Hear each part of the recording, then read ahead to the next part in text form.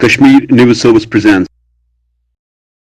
देखिए, मैं जम्मू कश्मीर में, खासकर कश्मीर वैली के अंदर जब से जिम्मेदारी इस कश्मीर वैली की इलेक्शन इंचार्ज के नाते मुझे मिली है, तब से मैं एक चीज़ देख रहा हूँ कि लोगों में बहुत बदलाव है। ये डिस्ट्रिक्ट डेवलपमेंट काउंसिल का चुनाव है, डिस्ट्रिक्ट का है, डेवलपमेंट का है, काउंसिल का चुनाव है। ये ज़िला परिषद के चुनाव जो पंचायती राज सिस्टम है उसमें इस चुनाव की बड़ी इम्पोर्टेंस है, तो डेवलपमेंट के लिए है। इस चुनाव में कोई नेशनल, इंटरनेशनल, 370 इन सब पे चुनाव नहीं है, लेकिन जो लोग बहुत साल हुकूमत में रहे हैं, चाहे वो अब्दुल्ला परिवार के 4 चीफ मिनिस्टर हुए और चाहे वो महबूबा मुफ्ती के 2 हुए, इनको गांव में जाना चाहिए, बताना चाहिए कि आखिर क्या वजह है कि गांव डेवलप नहीं हुए। डिस्ट्रिक्ट डेवलपमेंट का चुनाव है तो क्या डेवलपमेंट किया बताइए ना, जाइए वहां। ये लोग वो बात नहीं करते, ये सिर्फ कभी महबूबा मुफ्ती कहती हैं कि पाकिस्तान से बात करो, अरे इसमें क्या बात करें उनसे। कभी ये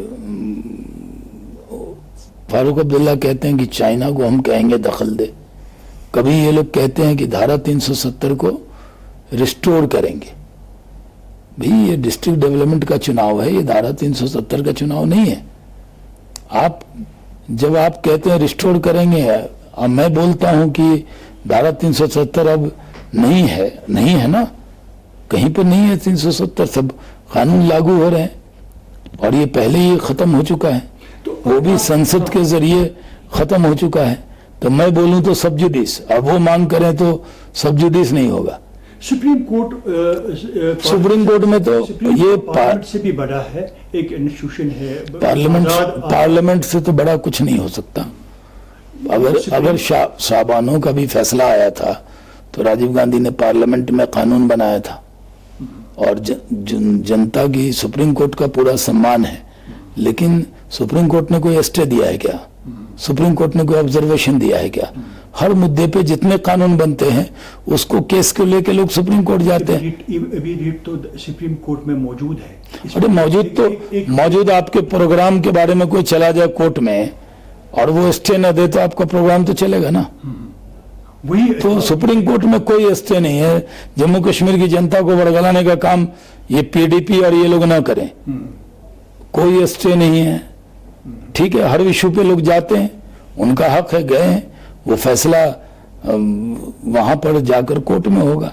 अभी तो धारा 370 लागू हो गई थी, वो नहीं है अब कश्मीर से कन्याकुमारी तक एक जैसा कानून है, किसी को भी इसमें शक, शुबा, शंका होने की जरूरत नहीं है। तो आप मानते हैं जब इसको एब्रोगेट किया है 5 अगस्त को 2019 को, उस वक्त पूरी जम्मू कश्मीर में नेट से लेके पूरा कर्फ्यू लगा दिया गया है। हाँ, वो तो आप मानते हैं कि आप कह रहे हैं कि एक निशान, एक प्रधान, सब लोग हो गया ना, हो गए। जी। तो उसमें वो इतना बड़ा खदशा क्यों था आपको? फिर इतना 8 महीने नहीं, ये लोग थे ना उस ये सब जो दुकानें हैं गड़बड़ फैलाने की, इनको इजाजत थोड़ी दी जाती गड़बड़ फैलाने की। अब जब यकीन हुआ एजेंसीज को, जो सिक्योरिटी एजेंसीज हैं, कि ये गड़बड़ नहीं कर सकते, तो धीरे धीरे लोग छूटे भी हैं। और जिन पर करप्शन का चार्ज है उनकी जांच हो रही है अपनी, वो एक अलग विषय है। जो इंटरनेशनल एक्टिविटी में है उनकी एक अलग ये है। हमें कश्मीरियों से प्यार है, जो अपने मुल्क से, अपने झंडे से, अपने संविधान से प्यार करेगा उसको उनसे हमको प्यार है। तो आपने गुपकार मतलब गैंगअप ही तो हुए हैं, वो नाम दिया है इसको, क्योंकि parliament Farooq Abdullah present parliament member है इस वक्त। तो ये इनका ये मानना है कि गैंग कहना, प्रेजेंट पार्लियामेंट्री मेंबर कहेगा कि चाइना दखल दे, कोई पार्लियामेंट का मेंबर ये कहेगा? कोई मेंबर ऑफ पार्लियामेंट हो और वो कोई और हरकत में पकड़ा जाता है तो कार्रवाई होती है कि नहीं? या मेंबर पार्लियामेंट को ये छूट है कि अपने मुल्क में चाइना को दखल देने की बात करे? ये कहीं से उनको शोभा देता है? इतने सीनियर लीडर होकर दिल्ली में भारत माता की जय, और यहां आकर कहे कि चाइना को दखल देने को कहेंगे, ये कोई मेंबर पार्लियामेंट को शोभा देता है? आप बताइए। तो महबूबा मुफ्ती उसको डाका जनी कहती है। क्या कहती है? डाका जनी, डाका लगा। हाँ, वो डाका जनी कहे और हम गैंग भी ना कहें। आप कोई भी शब्द इस्तेमाल करें, आप पाकिस्तान गोलाबारी कर रहा है, हमारी कई अवाम उसमें शहीद हो गए, और आप कह रहे हैं कि पाकिस्तान से बातचीत कीजिए। हिंदुस्तान में रहकर हिंदुस्तान की बातचीत कीजिए। शाहनवाज साहब, बीजेपी पीडीपी के साथ आपकी अलायंस बनी थी। छोड़िए कल की बातें, कल की बात पुराना, हमें कोई जवाब नहीं देना। उसका असर यह है कि एक अलायंस हुई थी, एक कॉमन मिनिमम प्रोग्राम था। हाँ, वो नहीं चले तो हटा दिया हमने उनको, हट गए हम। आप मानते हो वो? अरे हमारे साथ थी तो कहती थी ना कि पत्थर मारोगे तो टॉफी मिलेगी। हमारे साथ थी तो भारत माता की जय कर रही थी ना, तिरंगे का सम्मान कर रही थी ना। जब वो बयान देने लगी कि कोई छुएगा भी तो हाथ जल जाएगा, तो हमने उनसे रिश्ता तोड़ दिया। हम तो जम्मू कश्मीर में डेमोक्रेसी की वजह से, जब इलेक्टेड गवर्नमेंट हो गई, जब हमें लगा कि नहीं सरकार बननी चाहिए जम्मू कश्मीर के आवाम के पक्ष में, तो हम साथ गए। जब हमें लगा कि इनके साथ नहीं चला जा सकता तो हमने छोड़ दिया उनको। शाहनवाज साहब, एक तासुर दिया जा रहा है कि ये कौन दे रहा है? नाम लेके बताइए। बीजेपी पार्टी ये जो माइनॉरिटीज के साथ भेदभाव या वो सेफ नहीं है। देखिए, क्योंकि आप माइनॉरिटी से साथ हैं, इसलिए मैं कह रहा हूं आपसे, आपको क्या लग रहा है ये तासुर किस हद तक? देखिए, भारत के मुसलमानों के लिए भारत से अच्छा देश, हिंदू से अच्छा दोस्त, भारत से अच्छा संविधान और मोदी से अच्छा नेता नहीं मिल सकता। आज वर्ल्ड लीडर हैं वो, और नरेंद्र मोदी के चश्मे से 130 करोड़ हिंदुस्तानी उनको एक नजर आते हैं। सबका साथ, सबका विकास, सबका विश्वास के रास्ते पे ये मुल्क चल रहा है। पूरे दुनिया में, चाहे गल्फ हो या ईरान हो या इराक हो या सीरिया हो या टर्की हो या CIS कंट्री के लोग हों, सबसे ज्यादा अगर मुसलमान कहीं सेफ है पूरे दुनिया में तो वो भारत है। Second largest Muslim population of the world Bharat में रहती है। एक दो घटना हो सकती है, भाई भाई भी लड़ते हैं कई जगह, कहीं जात के नाम पे, कहीं बिरादरी के नाम पे लोग लड़ते रहते हैं। शाहनवाज साहब, वाजपेयी साहब ने तकरीर की थी यहाँ, मैं था ना मंच पे बगल में, तो उन्होंने कहा कि दोस्तों को बदला जा सकता है, हमसाया को बदला नहीं जा सकता है। सही बात है। हमें बात करनी है तो हमेशा टेबल पर ही आनी है। हाँ, वो हमने तो पहले दिन कहा कि धमाके के गूंज में बातचीत नहीं हो सकती। सुषमा जी विदेश मंत्री थी, ये बात कह दिया। नरेंद्र मोदी जी ने ये बात कर दिया। नवाज शरीफ साहब से अच्छा रिश्ता बनाया, बदले में हमें क्या मिला? अटल जी ने अच्छा रिश्ता बनाया, पाकिस्तान चले गए बस से, बदले में वो धोखेबाज, वो मक्कार, वो अय्यार, वो निकम्मा मुल्क जिसके पास खाने को दाने नहीं है, पहनने को कपड़े नहीं है, जो भीख मांग के खैरात ज़कात पे मुल्क चलता है, जो चाइना के सामने गिरवी वाला मुल्क है, जिसको सऊदी अरब तक ने नकार दिया, उस मुल्क से आप क्या उम्मीद करेंगे? अगर पड़ोसी आपका गुंडा हो तो दोस्ती करेंगे क्या आप उससे? पड़ोसी अगर क्रिमिनल हो तो आप दोस्ती करेंगे? तो हमें हमसाया नहीं बदला जा सकता, लेकिन हमें किस्मत में ऐसा पड़ोसी मिला है जो ड्रग का धंधा पूरे दुनिया में पाकिस्तानी करते हैं, हथियार का धंधा वही करते हैं, गांजे की खेती वही कराते हैं, पूरे दुनिया में टेररिज्म की फैक्ट्री वही है, इस्लाम के नाम पर धब्बा है, उसका नाम तो पाक जो है, नापाक हरकत करने में माहिर है, नाम का पाक है।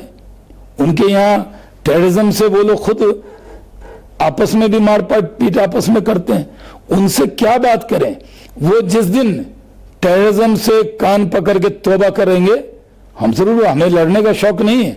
अटल बिहारी वाजपेयी जी ने कोशिश की, नरेंद्र मोदी जी ने कोशिश की, नवाज शरीफ को ओथ में बुलाया ताकि हम दोस्ती के राह पे चले, लेकिन जिसके DNA में अदावत है, जिसके DNA में हिंदुस्तानी लोगों से जलन हसद है, उस मुल्क से क्या बात करेंगे? पाकिस्तान जिस दिन टेररिज्म खत्म करेगा उस दिन मैं पहला आदमी होऊंगा बयान देने वाला की बातचीत होनी चाहिए। तो महबूबा मुफ्ती का मानना यह है कि ये हमें डराते हैं, कश्मीरी को डराते हैं, पाकिस्तान चाइना को कुछ नहीं बोल रहे, हालांकि वो ये क्या, हमें कौन है? महबूबा मुफ्ती तो हिंदुस्तानी है ना, जैसे शाहनवाज हिंदुस्तानी वैसे महबूबा मुफ्ती हिंदुस्तानी, उमर अब्दुल्ला हिंदुस्तानी। हमें क्या है? हमें का मतलब मुझे मिला कि हमें बोला या किसको बोला? जी, हमें मतलब क्या है? ये है कि अगर हमें कश्मीरी को हमें क्या होगा? हमें अरे इस चीज से, अरे हम डंडे से या पाकिस्तान को ये करने एकदम नहीं। देने से, चाइना को नहीं बोल रहे हैं और अरे चाइना को भी बोलेंगे, चाइना को भी बोला, उनके गर्दन मरोड़ दिए। हमारे 20 मारे गए तो उनके 46 मार के दिखाए हमने। चाइना को पता लग रहा है, कोई चाइना से हम डरने वाले हैं? पूरी दुनिया हमारे साथ खड़ी है। चाइना को पूरी ताकत से लड़ रहे हैं कि नहीं बॉर्डर पर? प्रधानमंत्री, रक्षा मंत्री गए कि नहीं? ये सही है? अब भाई आप हमें मतलब कश्मीरी और हिंदुस्तानी नहीं है। चाइना अगर हमसे आंख दिखाए तो महबूबा क्यों खुश हो रही है भाई? उनको तो हम शाहनवाज की तरह ही दुखी होना चाहिए ना। अगर चाइना के बारे में इतनी हमदर्दाना गुफ्तगू क्यों कर रही हैं वो? तो आपने कल परसों प्रेस कॉन्फ्रेंस में खुदा हाजिर नाजिर रखकर कहा है कि 370 वापस आने वाला नहीं है। एकदम बिल्कुल। तो मैं अपने कश्मीरियों से, मुझे भी प्यार है, इसकी जिम्मेदारी महबूबा मुफ्ती की नहीं है।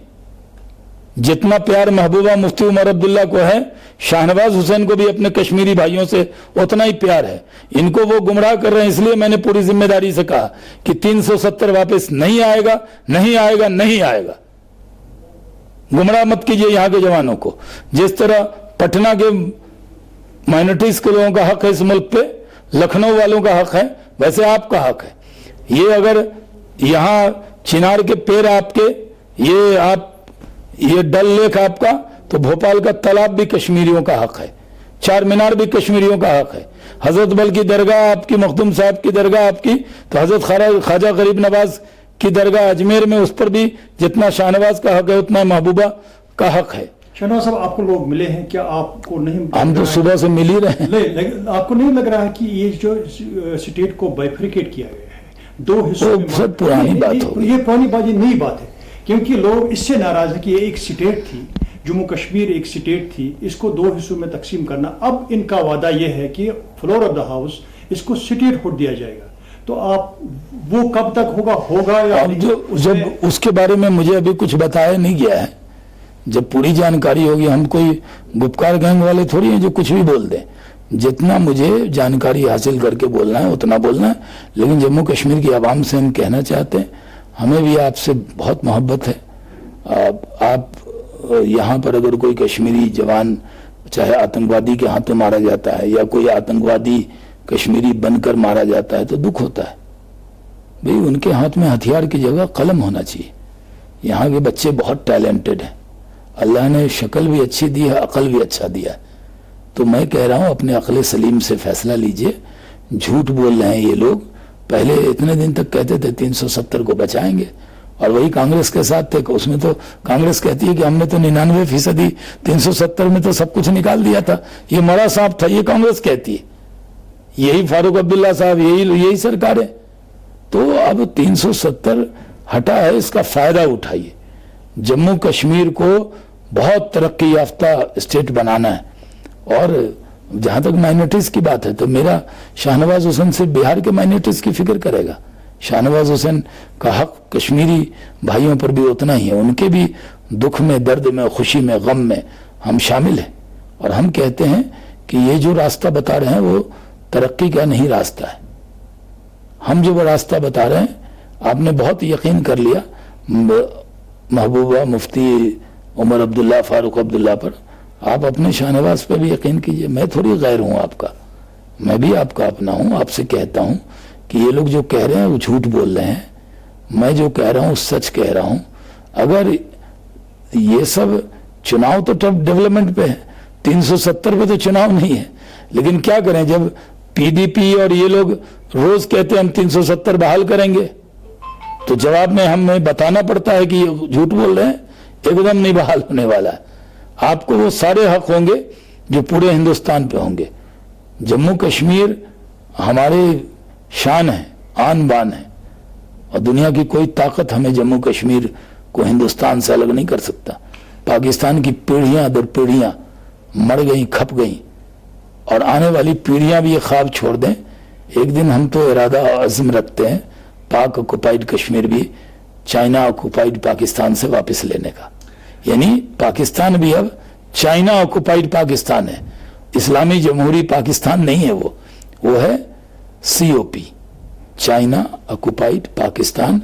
और वो चाइना जो उइगर मुसलमानों को हराम खिलवा रहा है, नमाज नहीं पढ़ने दे रहा है, जुल्म ज्यादती कर रहा है, हद है साहब। एक हुर्रियत वाला, एक PDP वाला, एक NC वाला, मैंने बोला, मेरे ट्विटर पर जाकर देखिए, मैंने आवाज बीजेपी में रहते बुलंद की चाइना के उइगर मुसलमानों के खिलाफ जुल्म ज्यादती के बारे में। लेकिन ये लोग बड़े पूरे दुनिया के मुसलमानों की फिक्र करते हैं और बगल में चाइना की पैरवी कर रहे हैं। फारूक अब्दुल्ला साहब जब ये बयान दिया कि चाइना दखल दे, तो उनको ध्यान में नहीं आया कि चाइना दखल देगा तो उइगर बना देगा आपको। क्या हालत किया है। टर्की के अलावा कोई बोला नहीं है, इंडिया ने बोला, यानी मोदी साहब की सरकार बोली इस पर। इसलिए हम कहते हैं कि जम्मू कश्मीर के नौजवानों से जो किसी के बहकावे में आ गए उनको हथियार फेंक देना चाहिए और आना चाहिए, कलम उठाना चाहिए।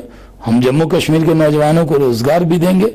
टूरिज्म जरा कोरोना संकट मार्च में टीका आ जाएगा, फिर देखिएगा जम्मू कश्मीर में बाहर आएगी। डेवलपमेंट के हिसाब से आप कह रहे हैं विकास, ये डेवलपमेंट के हिसाब से हम देख रहे हैं यहाँ अक्सर ये लोगों का मानना कि ब्यूरोक्रेसी बहुत बड़ी रुकावट रही है। ये जो लेफ्टिनेंट गवर्नर साहब आए हैं ना, ये बड़े कड़क, बड़े नेक इंसान, बहुत ईमानदार, और इनकी क्रेडिबिलिटी है डेवलपमेंट की। ये जहां से MP थे वहां जाकर कभी देखिए गाजीपुर में क्या डेवलपमेंट किया। तो मोदी जी ने लेफ्टिनेंट गवर्नर बहुत अच्छा इंसान बनाया है।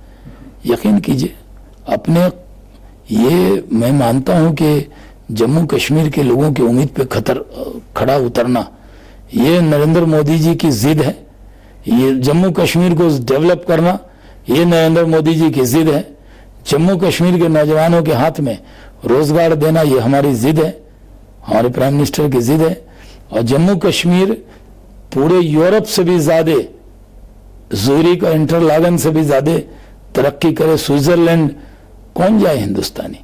अरे 130 करोड़ हिंदुस्तानी अगर विंटर में जम्मू कश्मीर आ जाएंगे तो 8-8 घंटे की फ्लाइट लेके स्विट्जरलैंड जाने की क्या जरूरत है। तो जम्मू कश्मीर का एक भी नौजवान बेरोजगार नहीं रहेगा, बल्कि बाहर से भी नौकरी के लिए बुलाने पड़ेंगे। जैसे अभी हमारे बिहार के बहुत से भाई काम करते हैं खिदमतगार के तौर पर।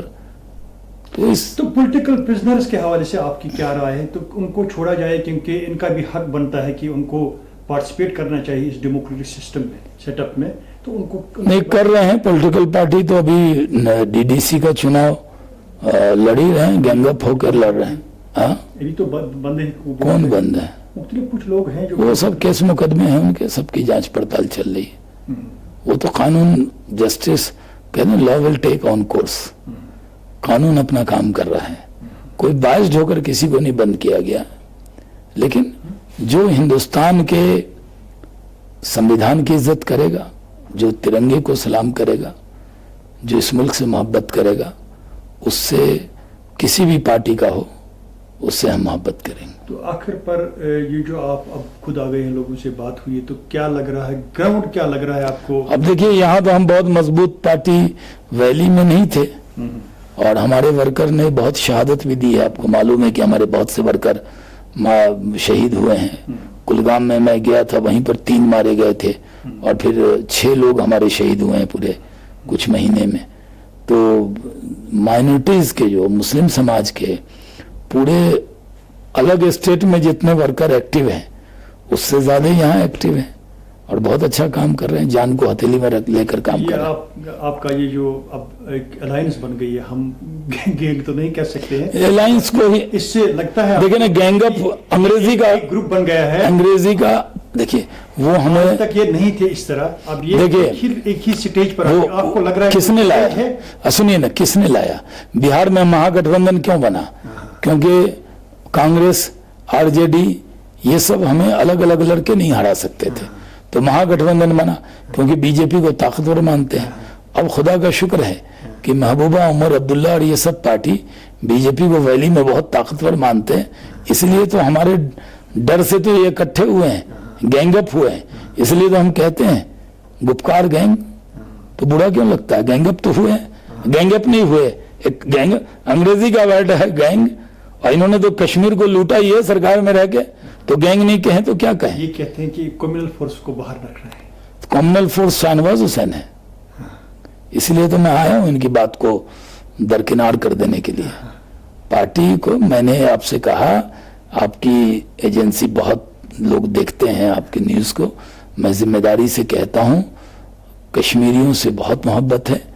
कश्मीर तरक्की करेगा तो हिंदुस्तान तरक्की करेगा, इसलिए अब सिर्फ डेवलपमेंट के नाम पर हम चुनाव लड़ रहे हैं। ये डीडीसी का चुनाव है, district development council. Mehbooba Mufti Omar Abdullah बताएं कि उन्होंने डिस्ट्रिक्ट में क्या डेवलपमेंट किया है। वो राष्ट्रीय, अंतर्राष्ट्रीय, चाइना, पाकिस्तान, उस पर चुनाव हो रहा है क्या? चुनाव ये डिस्ट्रिक्ट का चुनाव है। हमारे यहाँ भी होता है, बिहार में तो बिना सिंबल के होता है, पता ही नहीं लगता चुनाव चल रहा है। अब यहाँ के उम्मीदवार हैं, उनकी हिफाजत भी जिम्मेदारी है। हमारे भी कई उम्मीदवार हैं, कहते हैं साहब कम टाइम मिलता है कैंपेन का, लेकिन पंजाब में टेररिज्म के बाद जब चुनाव हुए तो उनके हिफाजत का ध्यान रखना पड़ा। उसी तरह हम ध्यान रखेंगे सब लोगों का। यहाँ का एडमिनिस्ट्रेशन ध्यान रख रहा है, हर आदमी को सिक्योरिटी नॉर्म्स फॉलो करना है, मुझे भी करना है, महबूबा जी को भी करना है, लेकिन उनकी आदत है इल्जाम लगाने की बस। Thanks for watching Kashmir News Service.